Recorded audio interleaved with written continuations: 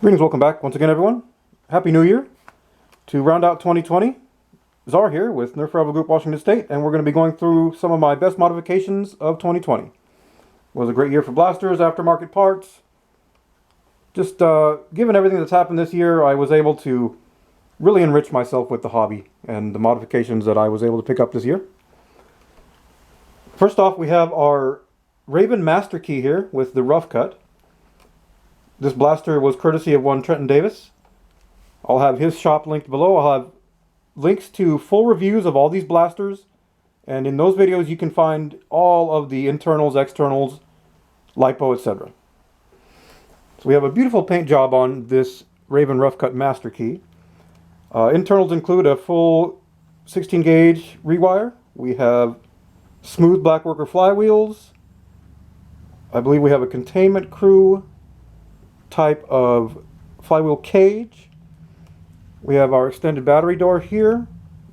We have this infamous 30 round drum, which I think looks really good in this blaster, and it matches the color scheme very nicely. We have our 2-point bungee sling here, which is always very nice. Gotta have comforts. We have our extended mag release here. This is nice in that you don't have a small button and you can just grab it and get the drum right out here for your quick reload. We have our worker N-Strike to Picatinny rail here, and we have our Axion RGB optic mounted on top of it. It's just the right height for your perfect aim on this blaster. We have our SSWI connector here for your extra darts for your rough cut. This blaster features a high onboard capacity of 54 darts. As you can hold 8 here, you have another 8 on here, and you can hold 8 in the rough cut itself. That's 24 plus 30, that's 54 darts. Very nice. And we have our long strike barrel here, which has a custom 3D printed mount for the rough cut itself. When I did receive the blaster, I noticed there was a bit of an ugly hole right here. So as luck would have it, I just found this little speckle piece. It's kind of hard to see there, forgive my lighting, there it is. And it managed to fit right on there perfectly. So that was great. And it really covered up that unsightly gap, I think, very well. You can see the rest of the details on this blaster here. I'll give you a look at the other side. You can see that just amazing paint job all the way through. The color blend is great. Really nice work here from Trenton Davis. Thank you so much. And we have our jam door here, just in case. You never know when you might be dealing with a jam. So moving on. Average about 130, 135 FPS on that Rayven. We have this modified rival Artemis. This is one of my favorite springers. The comfort level of this blaster, it's really something that you have to experience for yourself to know. What I've done is I've wrapped this with thick paracord, and this does so much for the Artemis's handle, which is not very comfortable. And it was through this paracord that I was able to discover just how comfortable the rival Artemis could be. And oh, I mean, words can't explain how much better that this handle actually is. Internally, we have a K26 spring and seals going on in here. This is a bit of a difficult blaster to modify. Especially if you're going for the spring, there's a lot of internal mechanisms and you have to really know what you're doing to get it in there and get it right.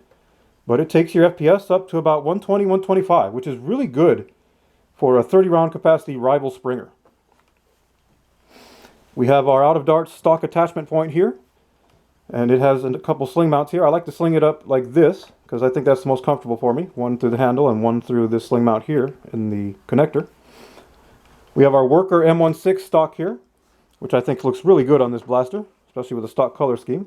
It's got this really nice rubberized print on the end of it, which feels great to shoulder up. This blaster shoulders up really nicely. It slings really nicely. The sling we have here is from the rival Prometheus. So we're keeping with the whole rival theme here, which is great. And lastly, we have our shotgun pump grip here from Out of Darts. Again, Luke with all the goods. This makes this even more comfortable. The vertical foregrip for the Artemis is a little cumbersome, This makes this blaster a dream to use. I've used it in battle. It performed very well against your Nexus Pros and your Aeon Pros. I was able to hold my own. And we have our rival red dot here for the tactical rail, which looks tactical. Really like this blaster. Again, one of my favorite springers. Artemis doesn't get much love anymore, so I decided, hey, let's do something with it this year. I'll give you a look at the other side. We have our Out of Dart sticker on there, on the Worker M16 stock. And again, just really solid blaster, 30 round capacity, 33 if you really know what you're doing. And just the comfort. This is by far the most comfortable springer that I have. It shoulders up really quickly. It's super comfortable to use. I've singed the cord here on the right spot, so your thumb just kind of rests right here on this little nub. You have to try it yourself. If you have an Artemis and you're looking to do a modification to it, try this paracord wrap. CJ Nerf has a tutorial on that, and it really makes this blaster something. The modification potential of this blaster, which is actually, pretty old, 2017, is very high, I would say. You can really make this nice. Moving on now. We have what is probably my top modification of the year. This blaster also courtesy of one Trenton Davis. And you've probably seen this one before. This is what I like to call the Elite Ripper, codename Zombie Slayer.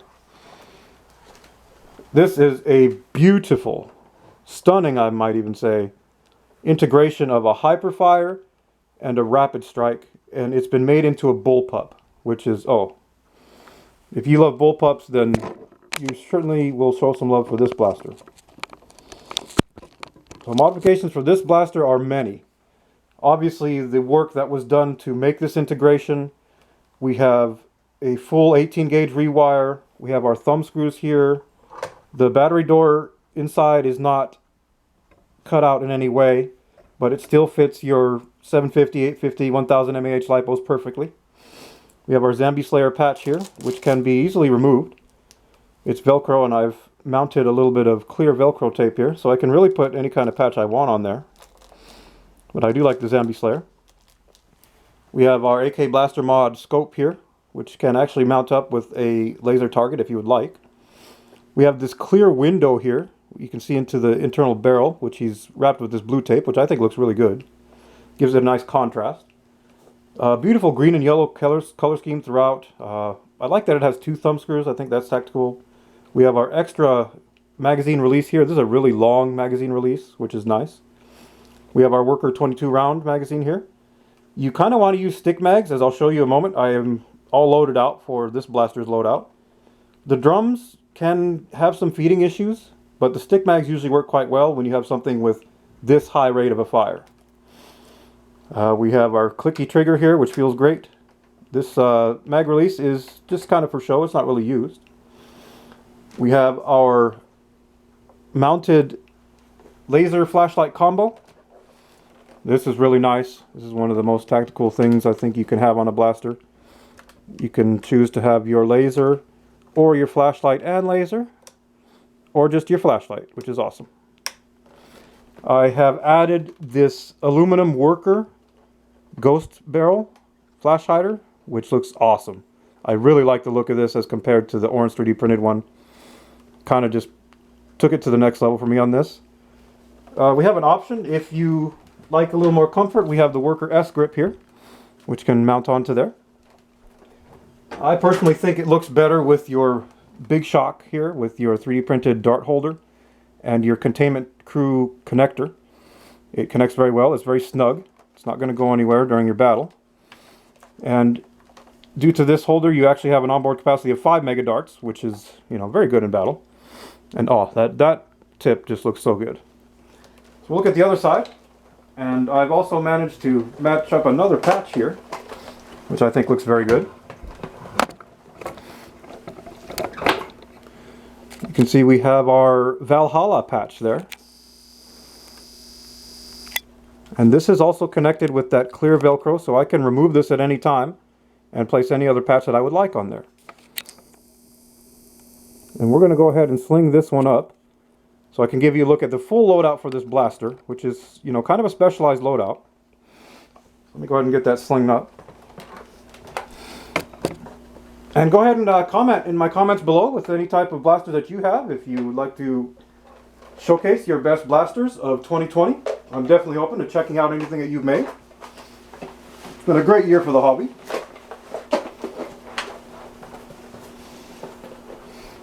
So for this loadout, what I have done, I'll give you a look here. Just turned around.